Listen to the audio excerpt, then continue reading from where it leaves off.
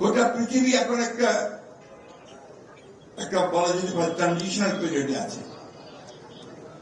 ডান দিকে যাচ্ছে, বাম আর ডান দিকে যাচ্ছে তারা, অর্থাৎ কিছুটা উগ্রবাদ, কিছুটা জোর করে চাপিয়ে দেওয়া, কিছুটা সাধারণ মানুষকে বাদ দিয়ে শুধুমাত্র মুষ্টিমেয় কিছু লোকের স্বার্থ সিদ্ধি করার জন্য যেন রাষ্ট্রগুলো সেই দিকে যাচ্ছে এবং জনগণও সেই দিকে যাচ্ছে। কারণ সাম্প্রতিককালে যে ভোটগুলো হয়েছে, নির্বাচনগুলো হয়েছে, সেই নির্বাচনে আমরা দেখলাম যে এমন এমন ব্যক্তি নির্বাচিত হচ্ছেন যারা ঠিক জনগণের পক্ষের লোক নয়। আজকাল তোমরা খেয়াল করে দেখবে যে আলোচনা হয়, যে কথাবার্তা হয়, সেখানে সাধারণ মানুষের কথা খুব কম থাকে। আমাদের দলের প্রতিষ্ঠাতা, যার আদর্শের উপর ভিত্তি করে তোমরা ছাত্র সংগঠন করছো, ছাত্র দল, তিনি কিন্তু পুরোপুরি ভাবে ওই সাধারণ মানুষের মানুষ ছিলেন। তার প্রতিটি কাজে, তার প্রতিটি কথায় ওই সাধারণ মানুষের উন্নতি কি করে হবে, তার আয় কি করে বাড়বে, তার সন্তানেরা কিভাবে ভালো থাকবে, এই যে চিন্তা, এই চিন্তা তিনি করতেন।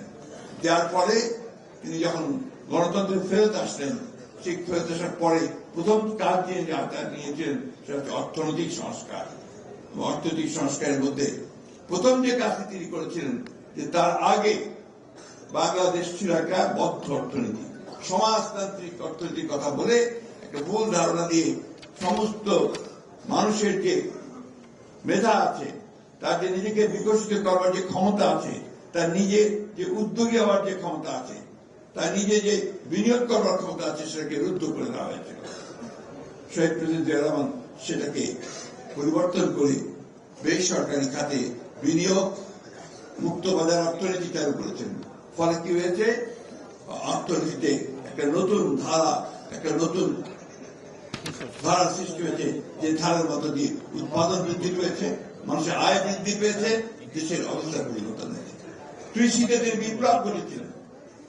শেখ মুজিবুর রহমান সাহেবের সময়ে